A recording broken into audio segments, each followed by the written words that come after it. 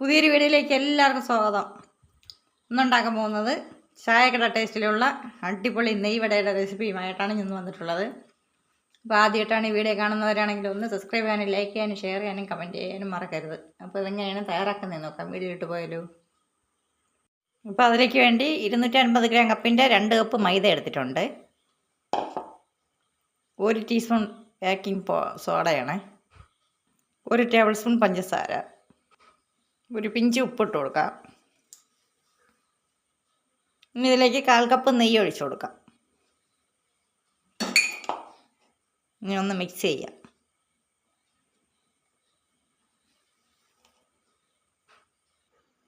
ഇപ്പോൾ ഇതേപോലെ കുഴച്ചെടുത്തിട്ടുണ്ട്. ഇനി വേണ്ടത് 1/4 കപ്പ് തൈരാണ്.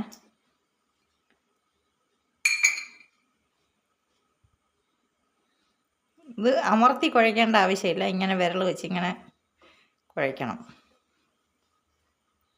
ഇനി ഇതിലേക്ക് 1/4 കപ്പ് വെള്ളം കൂടെ ഒഴിച്ച് കുഴച്ചെടുക്കാം.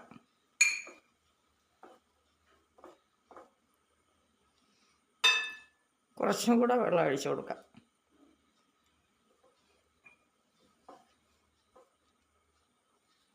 അപ്പോൾ 1/2 കപ്പ് വെള്ളം ഒഴിച്ച് കൊടുത്തിട്ടുണ്ട്. ഇങ്ങനെ വിരലിങ്ങനെ വെച്ചിട്ട് ഇങ്ങനെ കുഴയ്ക്കണം.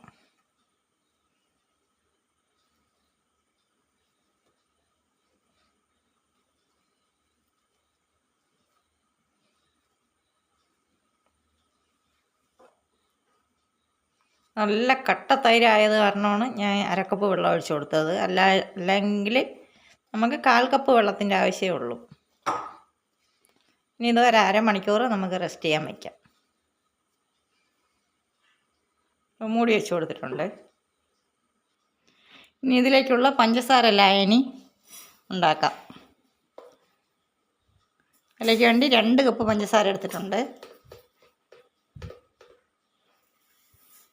250 ഗ്രാം കപ്പിൻ്റെ 2 കപ്പ്. അതേ കപ്പിൽ തന്നെ 1 കപ്പ് വെള്ളം ഒഴിച്ചു കൊടുക്കാം. സ്റ്റവ് കത്തിച്ചെടുത്തിട്ടുണ്ട്. ഇതിലേക്ക് വെച്ച് തിളച്ച് പത വരുമ്പോഴത്തേക്കും നമുക്ക് സ്റ്റവ് ഓഫ് ചെയ്യാം. ഇനി ഇതിലേക്ക് 1 ടീസ്പൂൺ ഏലക്ക പൊടിച്ചതും കൂടെ ഇട്ട് കൊടുക്കാം.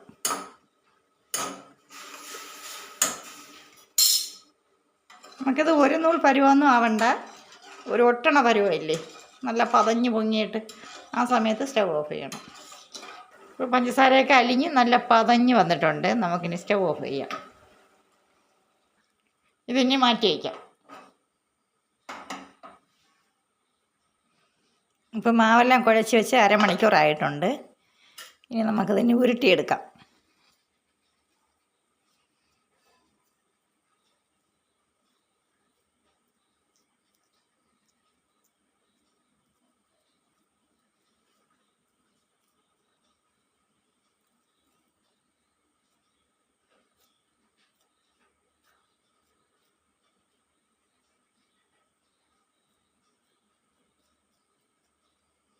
ഇനി ഒരു കുഴി ഉണ്ടാക്കി കൊടുക്കാം. നമുക്ക് ഉഴുന്ന് വടകളിലൊക്കെ ചെയ്യൂലേ, അതേപോലെ.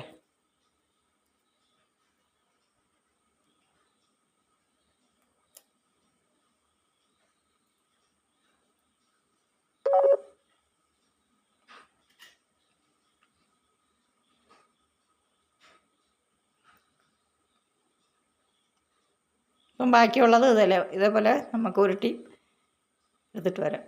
അപ്പോൾ എല്ലാം ഇതേപോലെ പരത്തി എടുത്തിട്ടുണ്ട്, ഉഴുന്ന വട പോലെ. നമുക്കിനി സ്റ്റൗ കത്തിച്ച് ഒരു പാൻ വെച്ച് എണ്ണ ഒഴിച്ച് കൊടുത്തിട്ടുണ്ട്. ചൂടാൻ ശേഷം നമുക്ക് എണ്ണയിലിട്ട് കൊടുക്കാം. അപ്പോൾ എണ്ണ ഒരുപാട് അങ്ങ് ചൂടാവണ്ട, അതിന് മുമ്പായിട്ട് നമുക്ക് ഇട്ട് കൊടുക്കാം.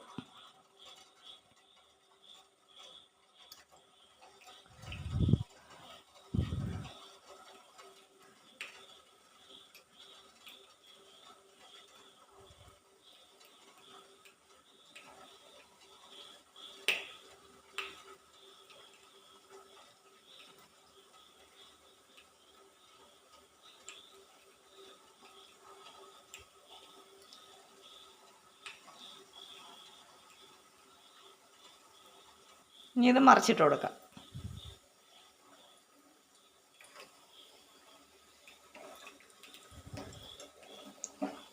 മീഡിയം ഫ്ലെയിമിൽ സ്റ്റവ് വെച്ച് കൊടുക്കാം.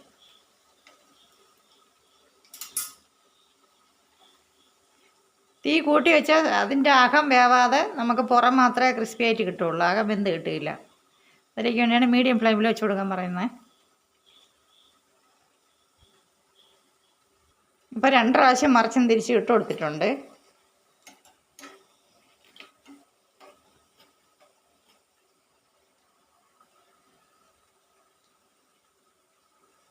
ഇപ്പോൾ റെഡിയായി കിട്ടിയിട്ടുണ്ട്. ഒരു പാത്രത്തിലോട്ട് മാറ്റാം.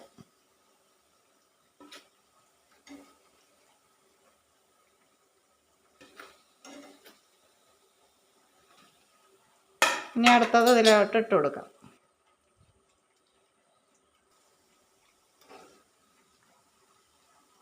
ഇനി ഇതെല്ലാം വറുത്തെടുത്തതിന് ശേഷം കാണിക്കാം. ഇപ്പോൾ എല്ലാം വറുത്തെടുത്തിട്ടുണ്ട്. ഇനി പഞ്ചസാര ലായനിയിലോട്ട് ഇട്ട് കൊടുക്കാം. പഞ്ചസാര ലായനി തണുക്കാൻ പാടില്ല, ചൂടോടെ തന്നെ ഇട്ട് കൊടുക്കണം. തണുത്ത് പോയാൽ ഒന്ന് ചൂടാക്കി എടുക്കണേ.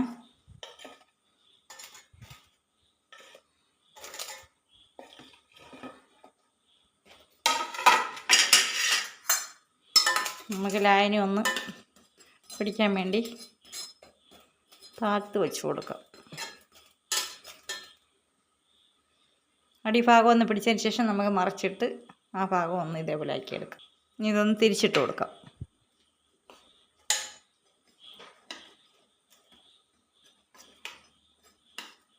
നമ്മുടെ ചായക്കടകളിലൊക്കെ കിട്ടുന്ന അതേ രുചിയിലുള്ള നെയ്വടയാണ്.